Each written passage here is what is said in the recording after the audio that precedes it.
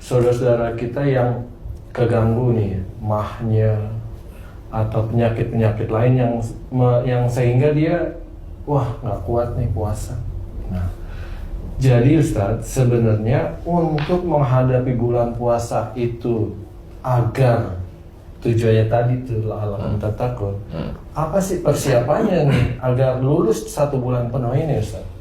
Iya, sebenarnya kalau memang kayak mahnya kumat dan sebagainya itu kan diawali dari perilaku sehari-hari yang sering dikerjakan ya. Jadi yang kalau saya itu sering ngamati orang yang bertemu dengan saya itu itu selalu bilang GERD, asam lambung, mah, akut dan sebagainya. Itu menurut saya itu perut itu sudah disetting sama Allah Ta'ala itu bagus sebenarnya, tapi kenapa ada GERD ada ini? Nggak taunya yang saya amati dari orang yang kena GERD atau asam lambung atau yang mah akut itu adalah orang-orang yang emosional. Emosional di situ. Emosional dengan siapa? Bisa emosional dengan orang tua. Ini yang GERD anak-anak muda nih di bawah 40 nih, 40 tahun. Yang kena anak muda ini biasanya itu sering jengkel sama orang tuanya. Dan terus itu dilatih jengkel itu dilatih sehingga kalau dia itu puasa nggak akan kuat. Nah, maksudnya jengkel dilatih, kenapa tuh Ustaz? Dia itu seneng jengkel maksudnya gitu, jadi dilatih jengkelnya dilatih sehingga ya jengkel dipelihara seperti itu. Hari-harinya jengkel maksudnya. Nah itu dia akan kena GERD, dia naik dan sebagainya sampai gini, sampai pusing, sampai lemes dan sebagainya. Kalau menurut saya itu enggak, kenapa? Itu asam lambung naik. Kenapa asam lambung itu naik? Asam lambung naik itu ada yang mendorong asamnya, enggak kan gitu kalau saya orangnya rasional lah. Masa ada sesuatu yang dorong asam lambung itu naik ke tenggorokan? Enggak mungkin, karena enggak ada benda di situ. Kalau penuh enggak ada merasa penuh. Kita makan penuh aja enggak pernah naik. Harus berpikir logik istilahnya. Jadi sebenarnya itu bukan asam lambung, tetapi makhluk yang naik sampai ke arah tenggorokan. Nah, makhluk yang naik sampai ke arah tenggorokan ini biasanya orang yang sakit itu biasanya emosinya tinggi, maunya marah. Jadi dari sini lambung itu naik. Kalau berhubungan dengan lambung, insya Allah itu berhubungan dengan kalau umpamanya yang sakit asam lambung HJJ nih, GERD HJJ. HJJ itu kalau diberi masukan langsung nyamber aja maunya. Nyamber nolak lah. Nah, orang yang GERD atau asam lambung, insya Allah masalahnya cuma itu. Insya Allah. Karena sebagian besar yang saya amati ya begitu, setelah dia itu mau belajar untuk tidak emosi lagi dengan ayahnya, ibunya, atau kalau memang yang GERD itu udah sepuh tua namanya atau umur tua, ya dengan pasangannya jangan hilang kok penyakit, hilang aja selamanya. Insya Allah kalau dia bisa jaga perilakunya selamanya.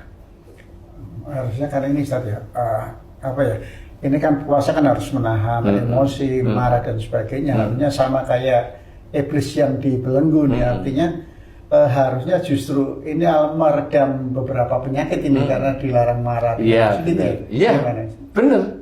Tapi kan ada hal-hal tertentu kalau memang pada saat puasa nggak kuat. Ini sudah bukan hanya cuma di tubuhnya, nggak cuma jin, nggak cuma ifrit, nggak cuma dajjal. Insya Allah ada setan itu pasti.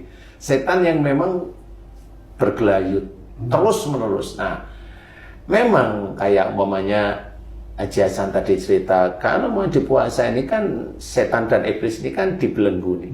Dibelenggu itu kan sebenarnya adalah kalau memang orang-orang Islam itu berpuasa semua dan niatnya lillahi ta'ala, iblis dan setan itu sulit untuk mengganggu sebenarnya. Jadi dibelenggu itu maksudnya insya Allah seperti itu, akan agak sulit mengganggu.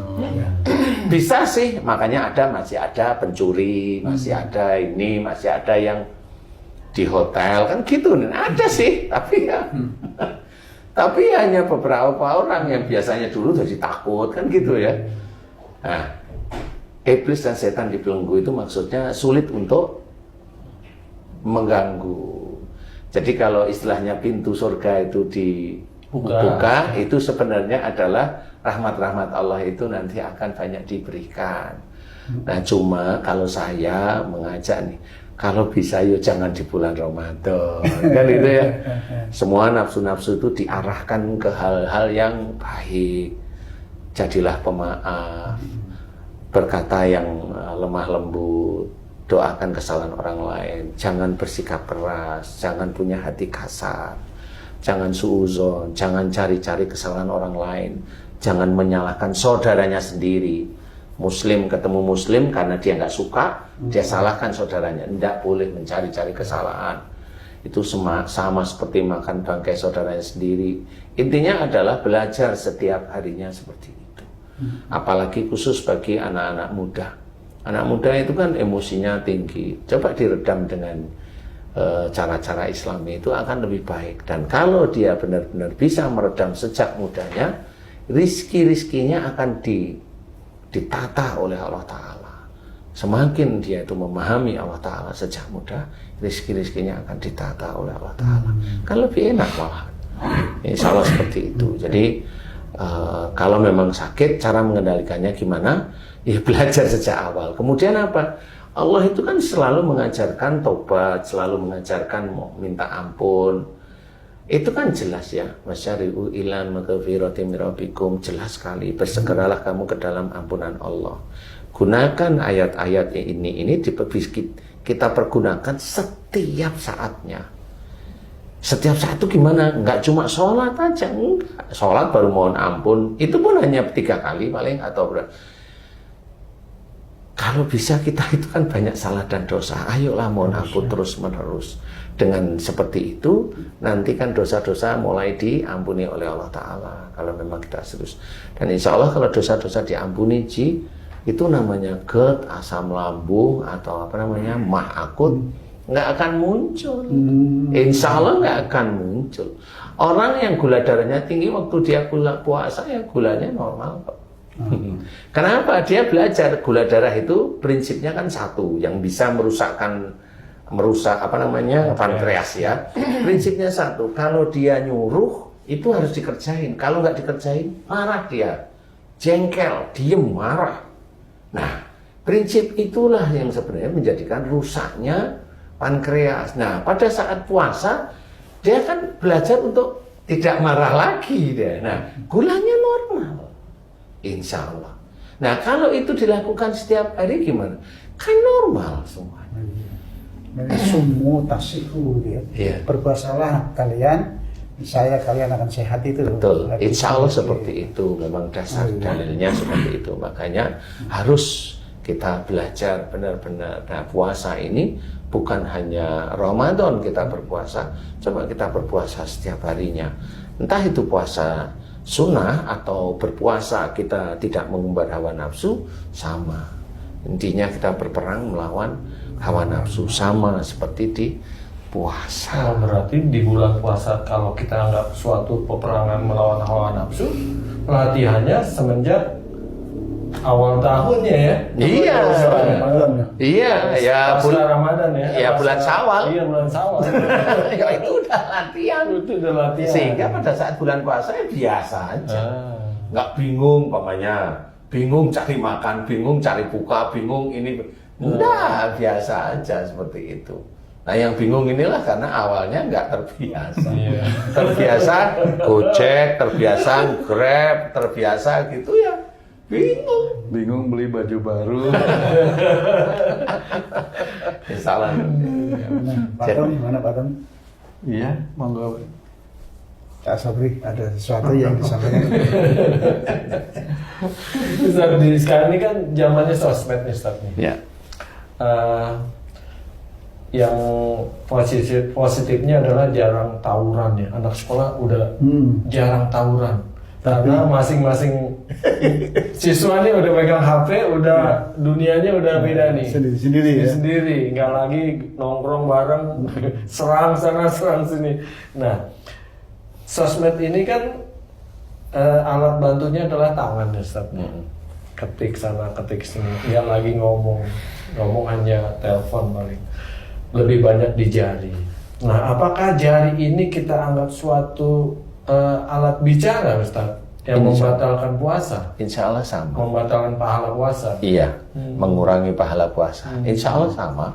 Karena itu kan sama seperti mulut ya. Itu kan bunyi, nah dibaca kan bunyi tetepan. Ya dibaca bunyi. Ya toh? Ada kata-kata yang itu bunyi sebenarnya. Apalagi yang share hoax gitu-gitu ya. Gitu ya. Wah, itu udah sangat banyak sekali itu. Jadi belajar untuk tidak harus disaring. Kita belajar agama itu untuk menyaring. Kalau memang ini hoax, ini keluar dari syariat, yang nggak usah disebarkan. Seperti itu harus pintar sebenarnya. Harus pintar, karena kita share ke orang lain itu bisa aja kita tetap nambahi dosa atau mengurangi pahala-pahala kita. Kan mending kita belajar untuk tidak. Kita ini jawab atau komunikasi yang positif aja, yang baik. Namanya jasan kangen, wah mau main nih, oh ya monggo nanti saya cari hari pas, ya kan gitu. Enak, jadi sesuatu yang nyaman aja. Nanti kalau ketemu baru iya. Ada yang belajar agamanya, ada kan gitu ya. Tidak ya? Insya Allah seperti itu. Jadi harus belajar, jangan bermain-main ini dengan ini. Sama aja sebenarnya. Kecuali sesuatu yang direncanakan apa umpamanya kayaknya nanti kalau buka maamnya apa, kalau memang nggak ada yang masak ya direncanain, oh mau maam ini, oke boleh, boleh. Tapi ini kan dasar untuk buka, bukan dasar untuk seneng-seneng, beda lagi.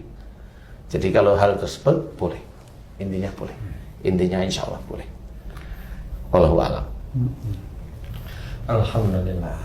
Terus ini Ustaz, selain target takwa itu la'alakum tattaqun, juga ada la'alakum tashkurun, agar kalian itu bersyukur.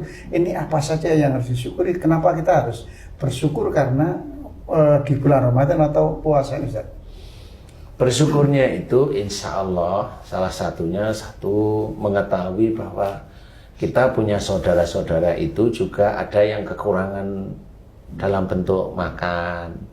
Sehingga pada saat kita merasakan lapar itu kita tahu bahwa oh iya ya, yang sebenarnya kalau lapar beneran bukan dalam kondisi puasa ya, lapar beneran itu ya memang susah ya, kan gitu ya. Puasa kan lapar karena maghrib makan kan. Kalau ini kan terus lapar, masih lapar kan gitu ya. Nggak tahu apa yang perlu dimakan gitu. Iya, jadi ada yang tidak punya, sehingga kita bersyukur Allah masih memberi kita itu nikmat bentuk rizki.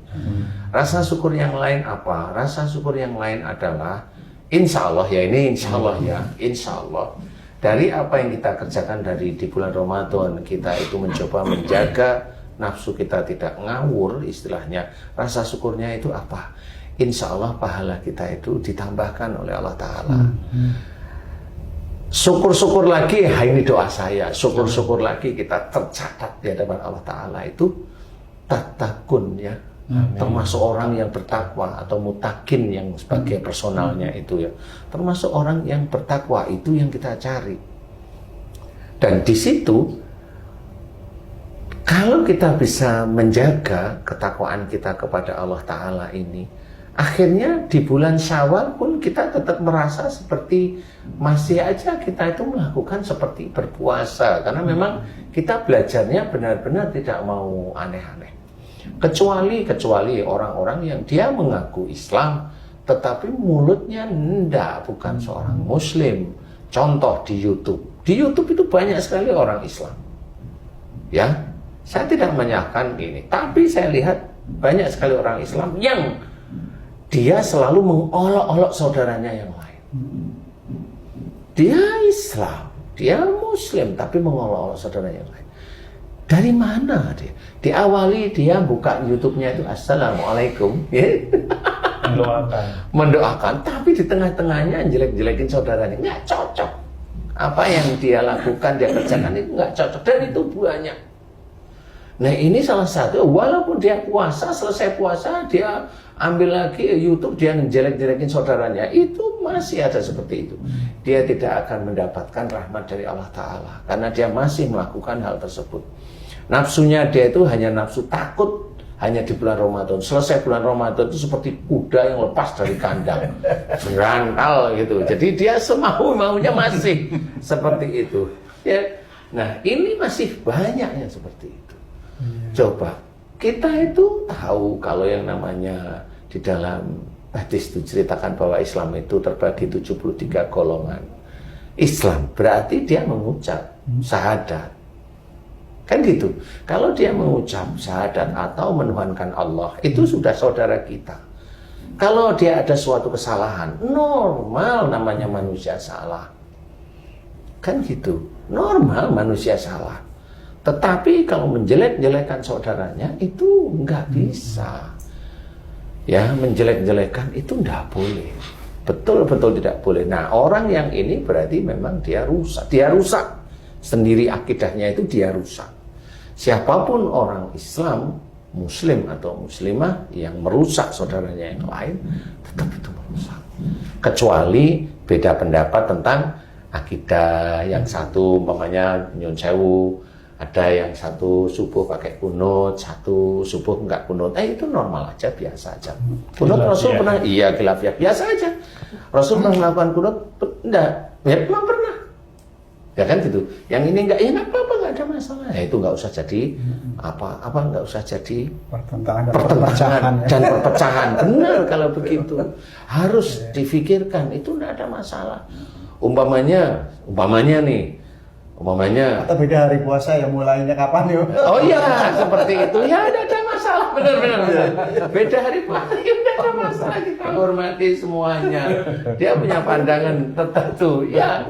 Atau umpamanya yang nggak beda hari puasa juga nih, Ci. Umpamanya Haji C ini lemah lembut nih, kan gitu nih. Terus istrinya itu emosional. Mau apa coba? Ayo. Terusin. Nah, ini kan beda pandangan walaupun Islam nih. Ayo, Haji C mau negur baik-baik atau marah atau biarin, ini kan terserah Haji C. Tetap baik-baik. Nah, kan tetap yang mana yang baik-baik? Kan gitu, Ci. Sama, itu beda pandangan. Tapi yang jelas yang marah itu jelas salah di hadapan Allah. Tetapi kalau dihadapkan itu istri, Haji C masih bilang ditegur baik-baik, ya kan gitu ya. Coba kalau itu kita itu bersaudara, ya Allahnya itu satu, nabinya satu, kan gitu ya. Lah kan nggak perlu jelek-jeleki, kan gitu ya. Harus berpikir seperti itu. Itulah yang nantinya Islam itu tidak terpecah belah. Ya kalau memang besok itu pada saat memang selesai, pada saat umumnya Dukhon selesai, kemudian peperangan dengan Dajjal dengan ini selesai, dengan Ya'juj Ma'juj umumnya selesai. Mumpama ini hanya doa saya, doa saya. Kalau Ya'juj Ma'juj selesai itu kan doa saya ya. Nah, di titik itu nanti kan Islam itu ada zaman kemakmuran ya. Gimana cara makmur? Katanya petingginya satu lah ya. Tapi kalau orang Muslimnya, orang Islamnya sendiri masih terpecah, gimana mau makmur seperti itu? Harus berpikir bahwa inilah yang harus kita kerjakan. Nah, mudah-mudahan ini tadi yang ditanyain Haji Hasan, ya harus ada rasa syukur. Rasa syukurnya seperti itu. Rasa syukur kita bisa mengerjakan puasa di bulan Ramadan. Rasa syukur mudah-mudahan itu bisa menjadikan catatan bahwa kita itu dicatat oleh Allah Ta'ala muttaqin, sebagai orang yang bertakwa. Rasa syukur kita masih diberi rezeki oleh Allah Ta'ala sehingga bisa merasakan perbedaan bahwa ada saudara-saudara kita yang sehari-hari itu selalu kelaparan. Jadi disyukuri aja semuanya. Semuanya sebenarnya rasa syukur itu harus ada. Kalau boleh saya bercerita ditambahin, tidak hanya di bulan Ramadan. Rasa syukur kita kalau kita diberi nikmat oleh Allah Ta'ala. Nah, kebanyakan orang Islam itu yang jatuh itu bukan di nikmat. Jatuh itu pada saat dia diberi tidak nikmat. Nah, itu jatuh. Biasanya gerutu. Padahal diberi oleh Allah Ta'ala tidak nikmat menurut dia. Padahal itu yang terbaik dari Allah Ta'ala untuk dia. Harusnya tetap bersyukuri, itu yang benar. Itu yang benar. Tapi kebanyakan orang Islam indah. Nah, inilah jatuhnya di situ. Makanya kita harus belajar untuk belajar bersyukur terus menerus. Apapun yang tidak enak itu kita kok yang memikir tidak enak itu. Nasi goreng A dengan nasi goreng B, yang A ini tidak enak, yang B enak. Yang bilang enak itu kan hanya mulut. Yang bilang enak itu hanya mulut. Yang bilang tidak enak ya mulut. Yang bilang tidak enak lagi dompet. Karena yang B yang enak itu pasti harganya agak mahal. Kan gitu ya. Itu tidak enak, tapi itu kan hanya kita yang bisa tahu. Tapi semuanya disyukuri. Yang tidak enak kalau pas kita lapar itu yang buka ya disyukuri. Tetap harus kita makan kan gitu ya, disyukuri. Insya Allah itu harus menjadi gambaran seperti itu. Kemudian menjadi senantiasa terjaga dalam perbuatan-perbuatan yang baik. Jadi kalau kita terbiasa melakukan puasa di bulan Ramadan atau puasa di bulan-bulan di luar bulan Ramadan, puasa menjaga hawa nafsu, insya Allah kita senantiasa melakukan sesuatu hal kebaikan, kebenaran itu terus menerus. Insya Allah seperti itu. Tapi problemnya kadang-kadang kita sulit merawat, Ustadz ya. Kita sudah dapatkan tadi katakanlah ketakwaan seberapapun tingginya ketakwaan kita, kesyukuran kita seberapapun besarnya. Tapi kadang-kadang kita mau merawat setelah Ramadan itu agak sulit, Ustadz. Misalnya kita beli barang, katakanlah beli mobil, mungkin belinya bisa, tapi merawatnya kadang-kadang sulit nih. Ada problem macam-macam. Nah, ini kiannya bagaimana ini agar kita juga bisa merawat apa-apa yang sudah kita dapatkan di Ramadan ini. Benar. Saya balik sekarang beli mobil dulu, ngerawatnya susah. Kalau beli mobil ngerawatnya susah, biasanya uangnya pas-pasan sih. Lo kan gitu ya? Nggak bisa ganti mobil juga tuh. Ya kan? Bener nggak? Kan harus dijawab sih, bener nggak? Kalau Haji Hasan itu uangnya banyak, ngerawatnya gampang atau susah? Iya, gampang. Tinggal bawa kemana? Selesai. Nah, ya. Sama. Pada saat kita itu berpuasa di bulan Ramadan atau di luar bulan Ramadan, saya anggap pada saat berpuasa di bulan Ramadan, insya Allah mampu menurut kita ya, mampu menurut kita. Tapi setelah itu kok susah yang rawatnya kan gitu ya. Itu sama tadi. Kalau mobil susah ngerawat karena pas-pasan katanya. Uangnya pas-pasan, sama pas-pasan aja, dia berlatih hanya di bulan Ramadan.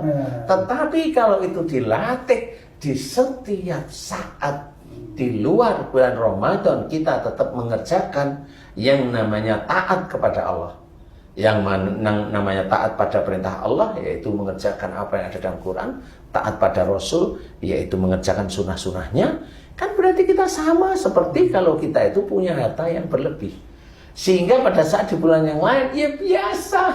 Jadi ada begini ya biasa, ada begini biasa karena sudah terbiasa. Ya betul. Jadi cara merawatnya itu adalah kerjakan mulai saat ini. Jangan menunggu di bulan Ramadan saja. Kerjakan mulai saat ini. Mudah-mudahan di lain kesempatan, di fitnah, di ini santai. Dulunya belum aja di fitnah, udah gerung-gerung. Nah, ini di fitnah udah tenang, santai. Seperti itu. Insya Allah. Wallahu a'lam. Sudah cukup. Alhamdulillah.